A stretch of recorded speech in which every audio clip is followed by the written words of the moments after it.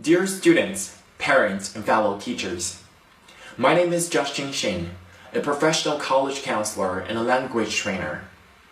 I'd like to first of all thank you for watching this video in which I'll share some of my takes and advices on the increasingly hated act of studying abroad, with the perspectives of insight admissions. As there are many different views as to what U.S. college admissions entails, I personally think that it is an accurate, honest, and personal, critical review of each applicant with his or her unique angle. With this said, I think what's really important when you embark on this journey is to try not to follow the trend, or say, to try not to be like anyone else. You might often hear the college uses this word, diversity, to show students that they're interested in taking in a variety of students.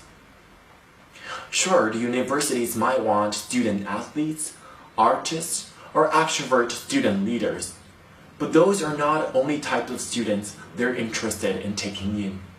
They will also want to welcome students with talents and strengths in other fields as well. Say you might be a student that are simply very much quiet, that are kind of introvert, that don't really know how to socialize much, but you love to read. That is perfectly okay. The universities and colleges want to encourage you to be who you are, and you need to always remember this when you start your college application. Honesty always weighs more, but what's important is to really critically figure out who you are and what you are exactly, so you can actually show the colleges what you have to offer. Moving on, I want to talk about this interesting phenomenon, especially happening here in China when students are applying for foreign universities. They might think that the selection is a one-way street, which means that they think the colleges and universities might have the absolute power in deciding their destiny. Granted, the school will have the right to say whether they want to admit you or deny you, but that does not mean this is a one-way selection only.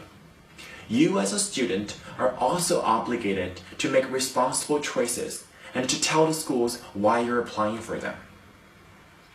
So instead of only aiming for every school based on their ranking on your top list, I would suggest you to start doing some in-depth research about each and every school you're aiming for.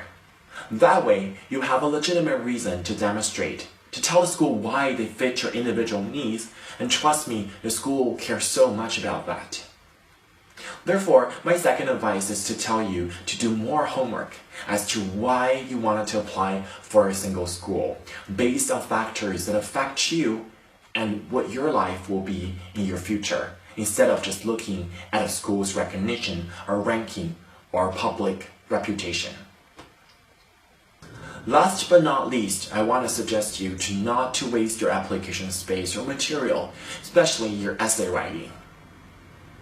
The essay topics vary between schools and may vary from year to year. However, this is a piece of advice from the Insight Admissions, is that what colleges and universities are really interested to hear about is your own voice and the stories of your life. Therefore, you don't really have to be stressed about trying to come up with something that's magnificent. Anything that's about you that will show your strength, your maturity, your transitioning into adulthood, and your particular personality will matter so much to the admission officer. However, if you've had a chances of, say, write about your activity list earlier on your application forms, please do not waste your major essay to elaborate on one of them. I will tell you something that's really interesting to me. I have this friend who is named Michelle, and she works at UC Berkeley. She's admission officer over there. And she once has shared that her habit of reading applications. And I'll tell you about this to talk about my point of view. Michelle says that she has a habit of reading every single application material, say your family background, the score data, or your activity list on your forms beforehand, and then she will turn to read your essay. And when she reads your essay, she's hoping that your essay could bring more color to your application and to somehow make yours stand out or make you more vivid or concrete so that your application becomes more complete. See, this is the power of your essay, and that's how important it is for your essay to show off to the admission officer. That's why you don't want to easily waste them. That is the only space or place in your complete application that is decided by you completely, that you get to share about whatever you wanted to write about. So use this wisely, and that can make a difference on your application. To summarize what's talked about earlier when you start applying to colleges, is to make sure that you are inputting very honest, realistic ideas or opinions of yours, and that's very much important to admissions officers across the board. I want to tell you that I've been very much blessed over the past years to help students like you, hundreds of them, to apply for American institutions, colleges, and universities.